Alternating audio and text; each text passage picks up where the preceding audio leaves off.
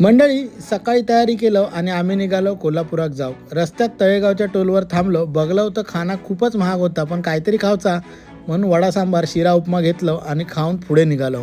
हायवेवर मस्तपैकी पेरू आणि उंबर दिसले, ते घेतलं आणि कोल्हापुरात पोचलो. महालक्ष्मी मंदिराच्या बाजूकाच हॉटेल असल्यामुळे संध्याकाळी निघालो कोल्हापूर एक्सप्लोअर करू. मंदिराकडे जाणाऱ्या रस्त्यात बघतो तर आप्याचा दुकान होता, कढईचा दुकान होता, चपलांचा दुकान होता. संध्याकाळी सगळी शॉपिंगसाठी लोक बाहेर पडलेली. महालक्ष्मी मंदिराच्या गेटमधून गेलो आणि दक्षिण दरवाजातून पुढे जाऊन राजलक्ष्मी भोजनालयात गेलो. या भोजनालयाची खासियत ही असा की कितीतरी पिढ्यानपिढ्या अंबाबाई पुरणपोळीचं नैवेद्य हैसूनच जाता. तर मी म्हटलं आहे सर, जेवण बघू काच वया की पुरणपोळीची चव कशी आहे. मस्तपैकी एक थाळी मागवलो. 170 रुपयाक होती, पण थाळीत एवढे जिन्नस होते की विचारूच नका.